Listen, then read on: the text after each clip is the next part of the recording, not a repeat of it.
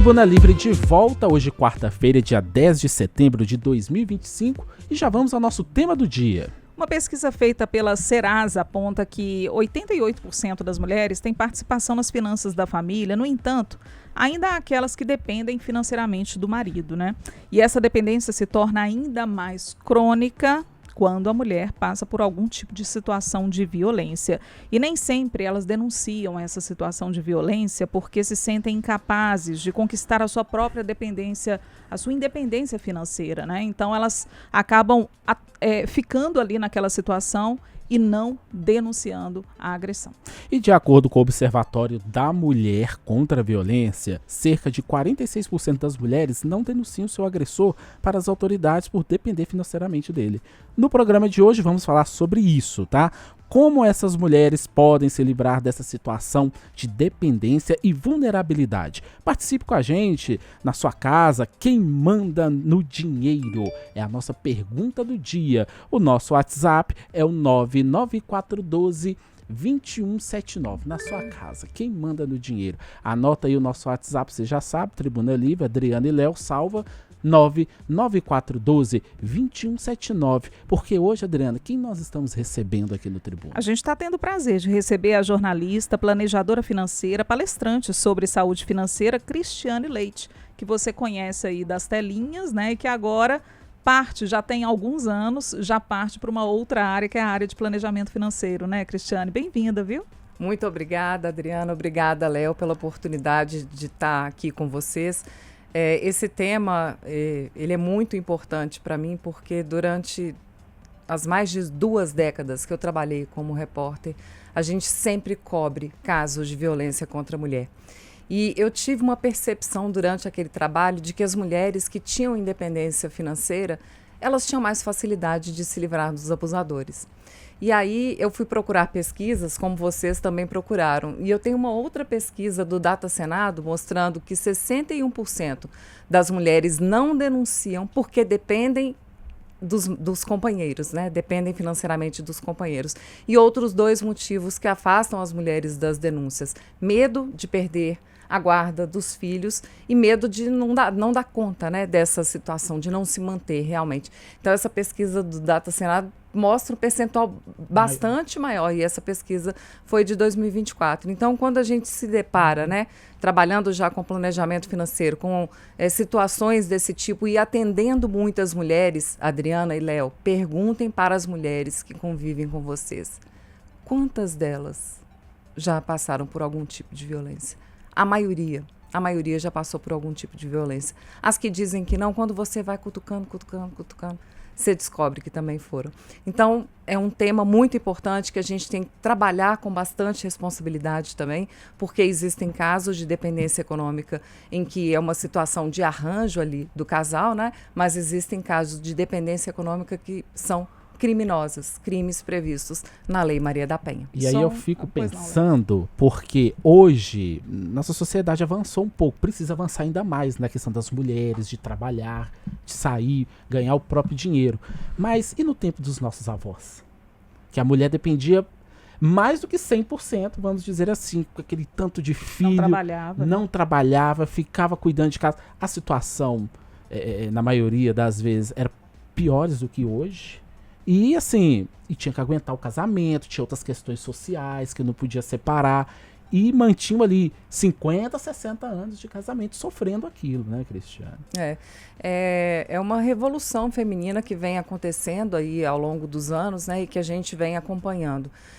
Mas estamos a passos ainda muito curtos quando a gente para pensar que hoje as mulheres ainda ganham 20,9% menos que os homens no mesmo cargo. E quando se trata de cargo de gestão, esse percentual é de 25%.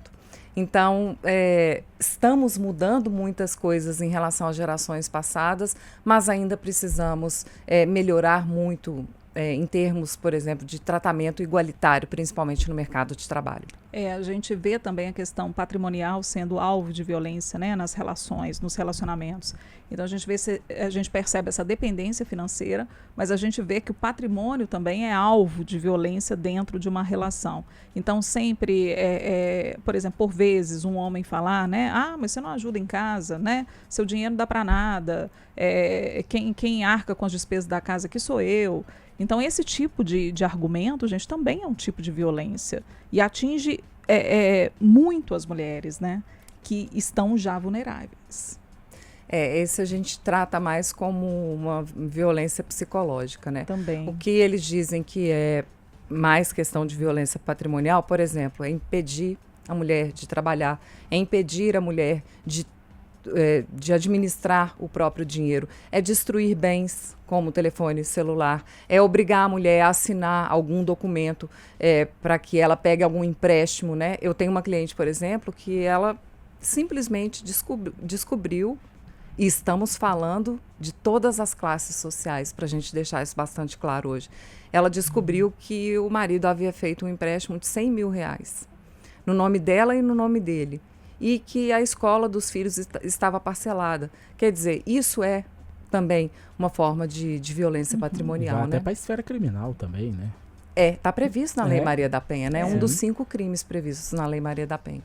E como é que faz? Pois é, quando a mulher tá e como é que faz nessa situação? A gente entra naquele círculo, né? Porque que tá numa faz, situação, denuncia, eu tô sendo alvo de violência, mas eu não consigo sair porque eu não tenho para onde ir, porque eu não tenho renda, porque eu não, às vezes eu não tenho um curso superior, eu não consigo vender alguma coisa. Como que você orienta essas pessoas? Eu acho que o primeiro passo é ter rede de apoio, porque muitas vezes as mulheres não têm noção de que elas estão passando por aquilo. Pode parecer uma situação corriqueira, normal do dia a dia. Então, quando você tem uma rede de apoio, você tem uma mãe, uma irmã, amigas com quem você possa conversar, você está elaborando os seus pensamentos e essas pessoas podem te dar pistas ou até mesmo mostrar, olha, você está sendo vítima de violência patrimonial. Estou na dúvida se estou sendo vítima de violência patrimonial? 180. Liga no Disque 180, lá você vai receber todas as informações e você vai ajudar, né, a elucidar ali aquela questão. E hoje em dia, quando a mulher resolve sair de uma relação violenta, ela tem as delegacias, né, onde ela pode fazer a denúncia, tem as medidas protetivas, tem a Casa da Mulher Brasileira, onde ela vai encontrar programas de reabilitação, programas psicológicos e também programas de renda. Ela vai poder fazer cursos e ali ela vai poder se reerguer, porque existem programas que encaminham essas mulheres de volta ao mercado de trabalho.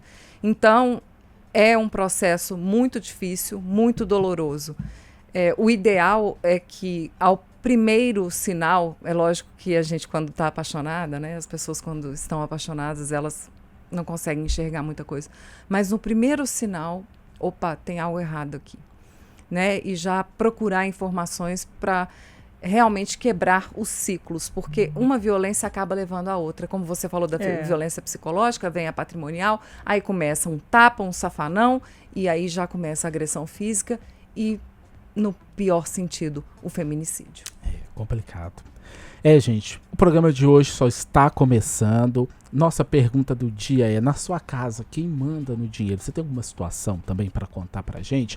Responda a nossa pergunta. Pode também ficar à vontade aqui para fazer algum relato de você mesmo, não precisa se identificar, alguém que você conhece também, que já sofreu disso, você sabe a história, manda aí pra gente no 99412-2179, que nós estamos recebendo aqui a Cristiane Leite, ela que é planejadora financeira, e nós vamos conversar hoje, no programa de hoje, aqui no Tribuna Livre, sobre este tema, tá bom? Dependência financeira e violência também, tá? Tribuna Livre volta já, não saia daí.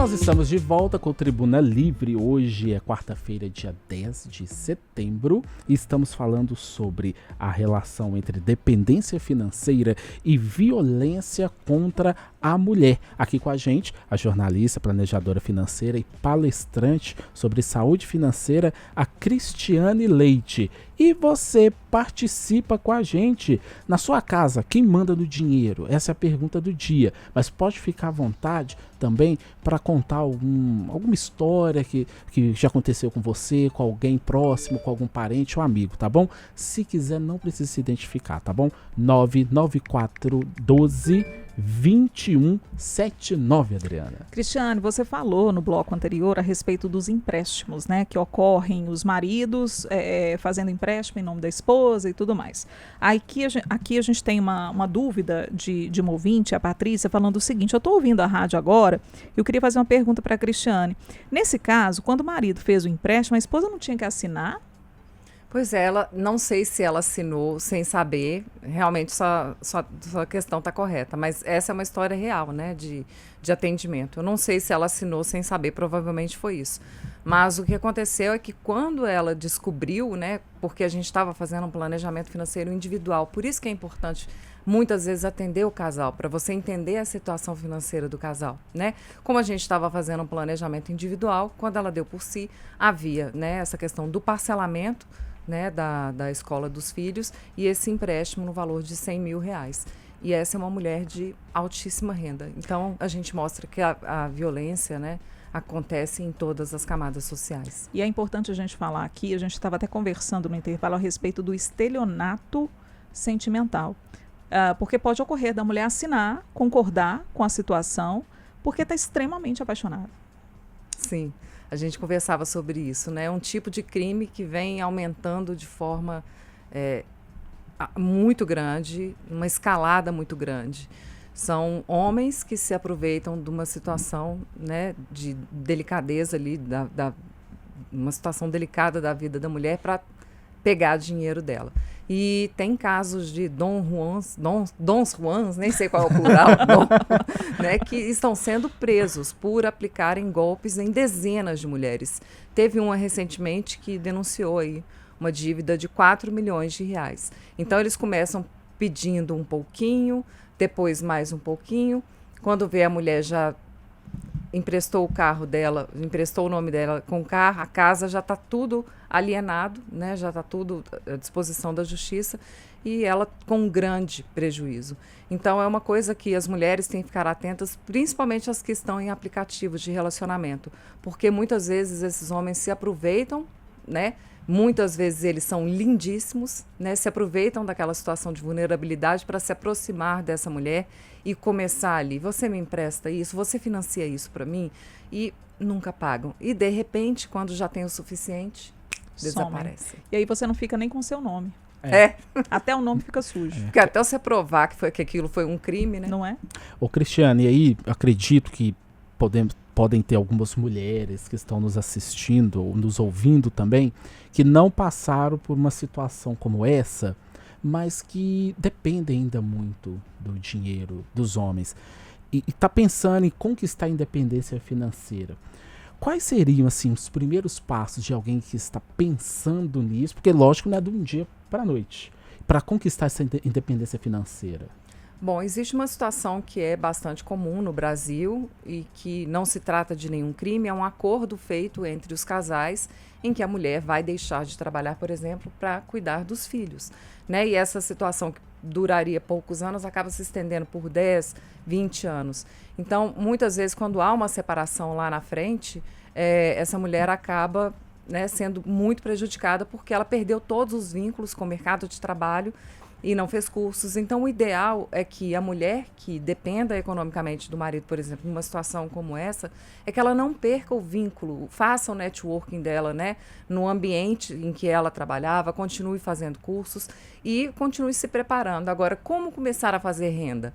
Eu te conto que aos 13 anos de idade eu comecei a trabalhar como secretária e ganhava mal. E eu queria ter independência financeira dos meus pais, que eu comecei a fazer? Recepção de evento, entregar folheto em sinal, comecei a gravar propaganda. E com 18 anos eu comprei meu carro com meu próprio dinheiro. Então a pessoa pode surfar aí, né? Morango do amor, bombom do amor, bolos, artesanato, tem tantas coisas, né? Com que as mulheres podem começar desenvolvendo ali alguma habilidade e fazendo cursos mesmo e não esquecer do networking. Porque, de repente, numa conversa com pessoas que são do mesmo ramo que você, olha, tem uma vaga em tal lugar e ela pode realmente voltar ao mercado de trabalho. Bico é muito importante para começar e aí a pessoa dá sequência para uma carreira que seja anterior ou que seja uma nova carreira. Empreender, pelo que você fala, é uma oportunidade tanto, então, para essa mulher que quer ter a sua vida financeira alavancada, né? Vamos dizer assim. Sim. O empreendedorismo ele é bastante complicado. A gente sabe que a maioria das empresas não sobrevive, né, por mais de 2 anos. Mas se essa mulher começar de uma forma autônoma, né, e não pensando que aquilo ali é aquela coisa tipo, eu preciso muito disso agora, é uma coisa de longo prazo. Então, ontem, por exemplo, anteontem, eu estava no salão e passou uma senhorinha vendendo bombons de morango. E ela estava conversando com a gente, olha, eu acabei de sair do emprego, trabalhava numa grande rede, e estava lá batalhando. E ela vendeu todos os bombons de morango dela no salão, cada um a R$10. Aí hoje a minha filha já me procurou. Quem fez aquele bombom de morango? Eu falei, uma senhora que fica lá perto da autoescola onde você está fazendo aula e tudo. Então, assim, as coisas às vezes acontecem ali, na porta da sua casa. Ela com uma bolsinha térmica passou e vendeu.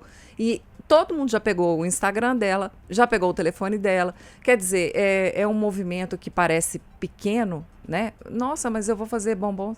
E, de repente, você já vai estar precisando de auxiliar para te ajudar a fazer a sua grande produção de bombons. E descobre um talento, né? Com certeza. Saiu de uma grande empresa, talvez não sabia que tinha um talento para empreender e vender, e agora está se descobrindo. A gente tem participações aqui. Deixa eu ver aqui a participação da nossa ouvinte, Nelson, bairro Vista Alegre. Sobre a pergunta do dia, gente, na minha casa, quem controla o dinheiro é a minha esposa. A esposa dele chama Adriana também, acharam? E cuida muito bem, por sinal.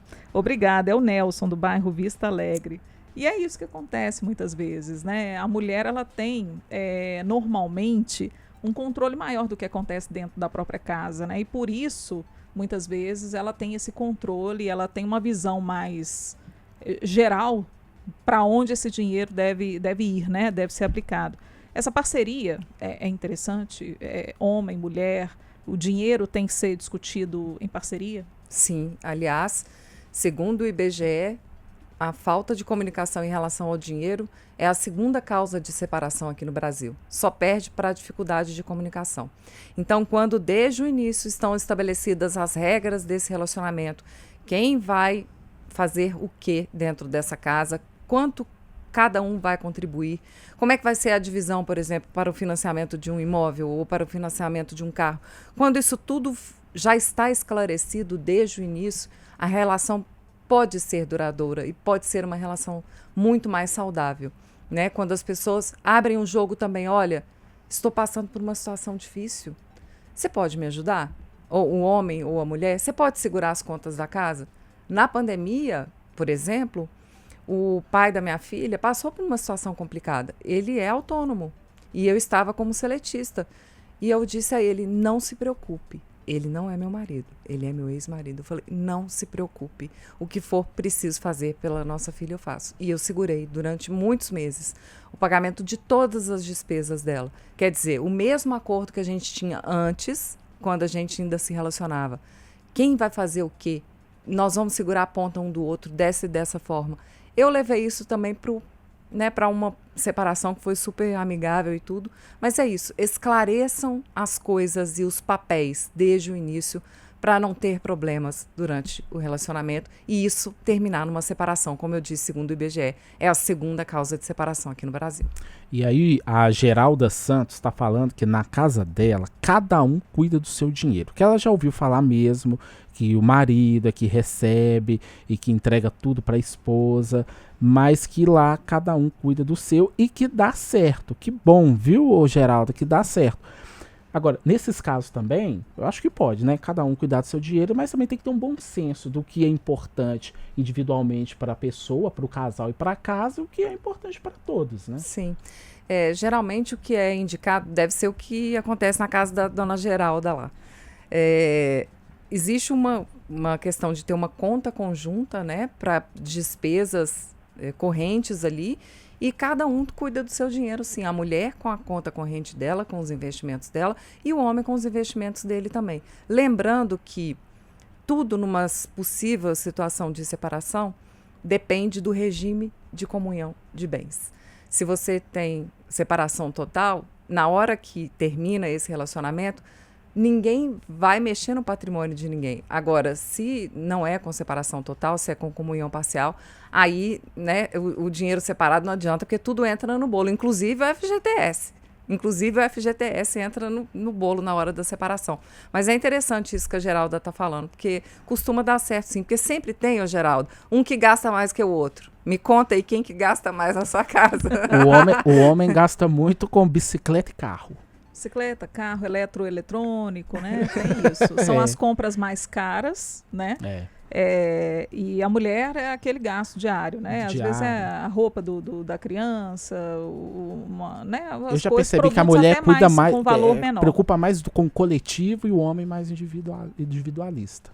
Eu vou comprar produtos assim para mesmo, cuidar do funciona, meu carro. Eu já não percebi sei. isso. Eu não sei. Nós estamos tenho na medo base dessas aqui coisas de gênero aqui, sabe? Eu tenho medo. Nós estamos aqui Mas eu tenho uma frase interessante para trazer para vocês, que é o seguinte: qualquer pessoa, independentemente se seja homem ou mulher, que queira administrar melhor as finanças, tem que guardar a seguinte frase do livro A Psicologia Financeira de Morgan Russell: gastar dinheiro para mostrar às pessoas quanto dinheiro você tem é a forma mais rápida de ter menos dinheiro. Olha, interessante, perfeita. Já é intervalo, Léo? Já é intervalo. Já, Cortou meu barato, já Mas aí você não saia daí, vai responder nossa pergunta na sua casa. Quem cuida do dinheiro, fica à vontade para contar alguma historinha aqui pra gente. E não saia daí, porque a Adriana também tem uma pergunta importante para fazer para Cristiane Leite, que nós estamos recebendo hoje. Ela que é jornalista, planejadora financeira e palestrante sobre saúde financeira, tá bom? Tribuna Livre volta já.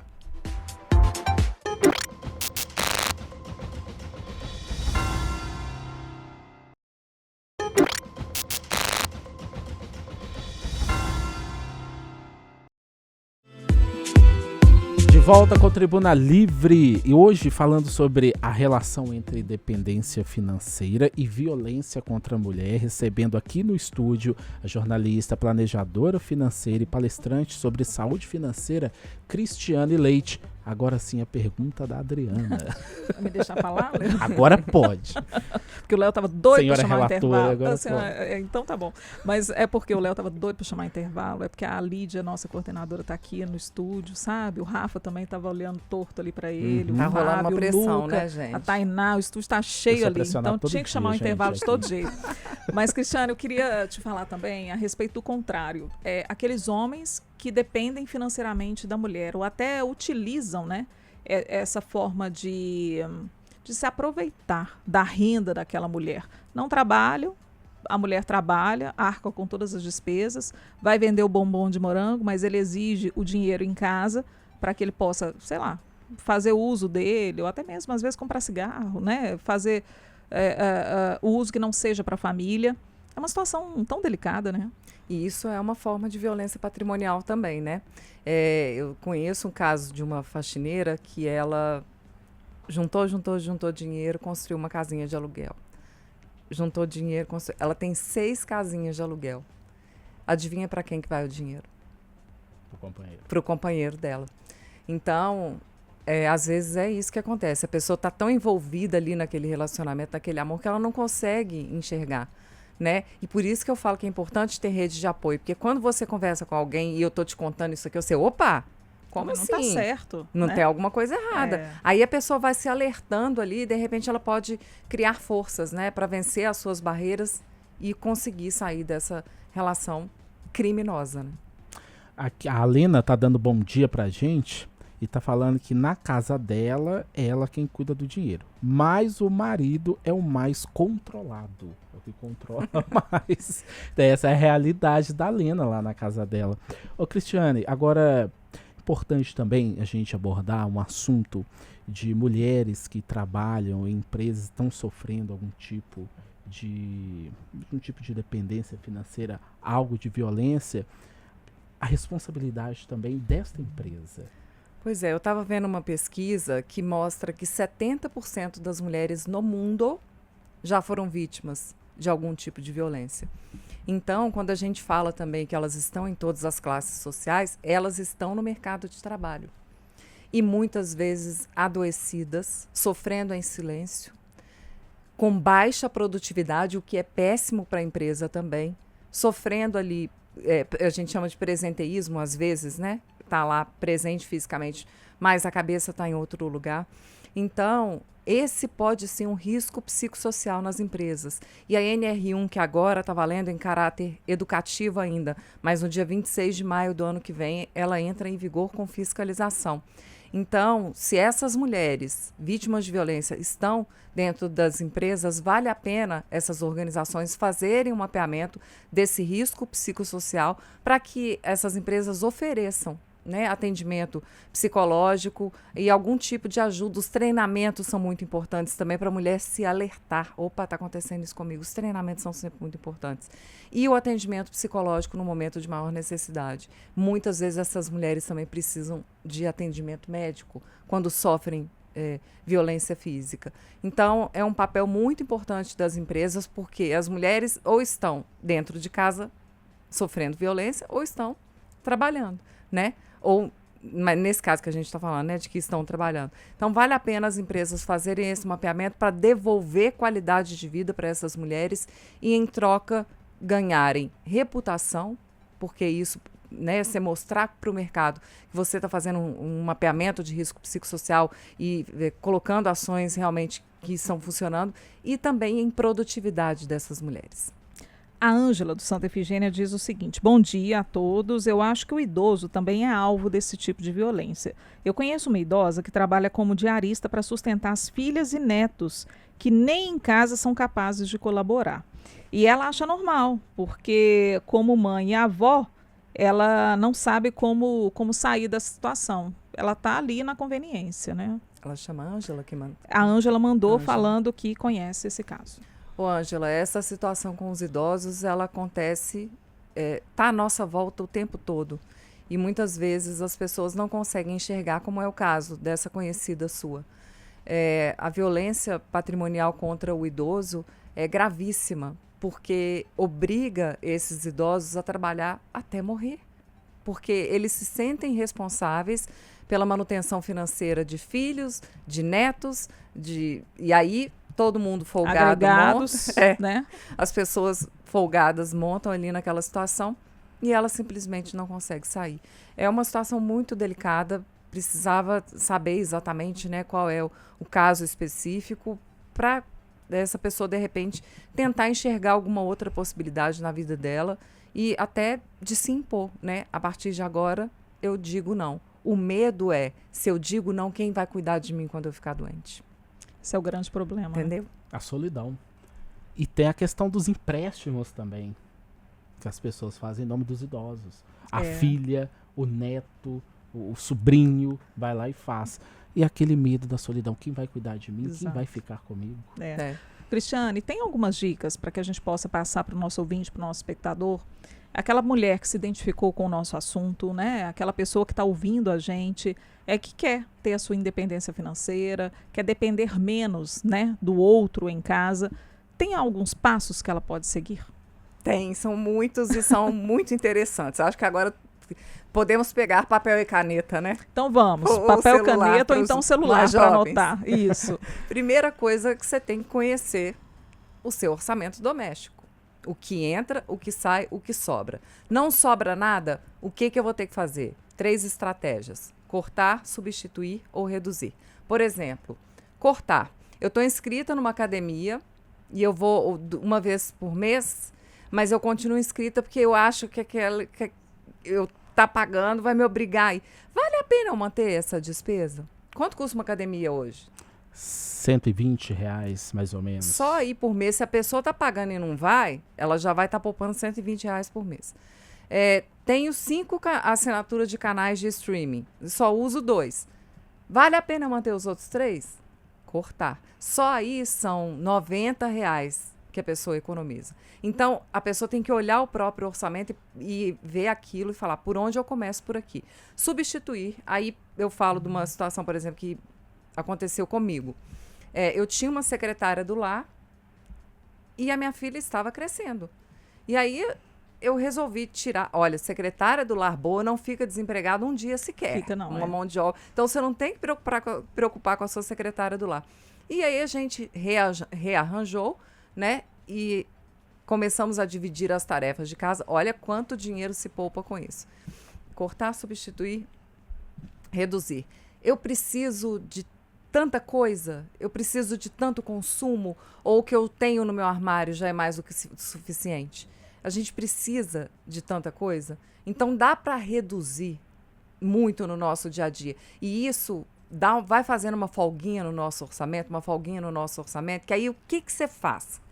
Primeira coisa, começou a sobrar dinheiro. Tem uma coisa que eu digo que é o seguinte, pagar-se primeiro. Em vez de eu pagar todas as minhas contas do mês, eu já separo o dinheiro e invisto. O pagar-se primeiro é uma espécie de boleto para o seu eu do futuro. A gente precisa de um boleto, porque senão a gente gasta tudo. E se a gente deixar para poupar no fim do mês, não sobra, porque sempre vai aparecer alguma coisa para a gente gastar. É verdade. Então, pega esse boleto do seu eu do futuro aí, o pague-se primeiro, e investe o dinheiro que você já está aprendendo a poupar, e só depois você vai pagar suas contas, e aí o que sobrar vai para... a gente chama de gastos sociais, né? Que são essas despesas que a gente tem com o cinema, com recreações e etc. Tem uma pessoa que eu já ouvi dizer assim, eu vou comprar esse sofá agora, nem que seja de 12 vezes, porque se eu for deixar para comprar quando eu tiver dinheiro, eu não compro nunca. Junta o dinheiro primeiro, paga à vista e pede desconto, tá? Melhor, né? melhor. Sabe o que acontece, Adriana, com os parcelamentos? Você começa com um parcelamento aqui, outro ali, e aquilo vai se somando. E aí você começa a parcelar o supermercado, você começa a parcelar a compra de farmácia. E quando você vê, o parcelamento já levou toda a sua renda e já está comprometendo a sua renda. Aí você não consegue mais pagar o mínimo. Aí você entra no rotativo do cartão de crédito, que é a dívida mais cara que existe. É a bola de neve. Né? É a bola de neve. E aí é difícil de sair dela. Mas tem estratégia para sair dela para os endividados também. Lembrando, gente, que 80% dos brasileiros estão endividados. Existem dívidas boas, sim, mas existem também as dívidas ruins. E 30% inadimplentes. São pessoas que não conseguem pagar as suas contas por mais de 3 meses. Tem dívida boa? Tem, por exemplo, para financiar uma casa não é uma dívida boa? Para fazer um intercâmbio não é uma dívida boa? É uma dívida boa. O que é dívida que a gente chama de dívida ruim? É essa do parcelamento forçado na marra. A gente acha que é só um pouquinho, e de repente, pum, perdemos o controle. Um pouquinho aqui, um pouquinho ali. Tem gente que tem 3, 4 cartões de crédito. Eu só tenho Precisa disso, gente? 3, 4. Né? Tá bom, né? Demais. Enfim. Muito bem, essas então são algumas dicas, anotou aí? É muito importante, viu? Porque tá todo mundo endividado hoje, né, Adriana? É difícil você não conhecer alguém que não esteja endividado. E tem ouvinte aqui falando que isso já aconteceu, de entrar no rotativo do cartão e não conseguir sair, né, dessa bola de neve. Eu acho que vale até outro programa, né, pra gente falar desse tipo de situação. Cristiane, queria te agradecer demais, tá? Por ter vindo aqui e Já acabou? Já acabou, você acredita? A conversa, quando é boa, ela passa rápido, né? Pois é. E foi muito agradável te ter aqui, saber também, né, desse seu novo caminho, né? A gente que te acompanhava como jornalista e agora te acompanhando como palestrante, como planejadora financeira, trazendo também tantos benefícios para tanta gente. Obrigada. Muito obrigada, Adriana. Obrigada, Léo. Eu queria trazer 2 reflexões aqui, como a gente começou a falar da questão da violência contra a mulher. Uma frase da Maria da Penha. A vida começa quando a violência termina. E agora, um pensamento para todas as mulheres. Ninguém pode ser mestre de nossas vidas a não ser nós mesmas. Essa é uma frase minha, é uma frase com a qual eu encerro a minha palestra chama Mente e Finanças Fortes, cuidando do bolso e também da mente, né? Que é justamente para as mulheres. E aí, quem quiser te encontrar, como é que faz na rede social? Meu Instagram é Cristiane Leite _. Ótimo. Para quem tá na televisão, tá aí também, gente, @Cristiane Leite _. A Geralda falou que gostou demais que você falou, que é tudo certo, que é isso mesmo. Agradecendo então mais uma vez a Cristiane Leite. E agora é hora de notícia. O Tribuna Livre volta amanhã, a partir de 11 horas da manhã. Agora é o Rede Notícia com o André Santos e a Janaína Regiane, que continua repercutindo o julgamento lá em Brasília, Adriano.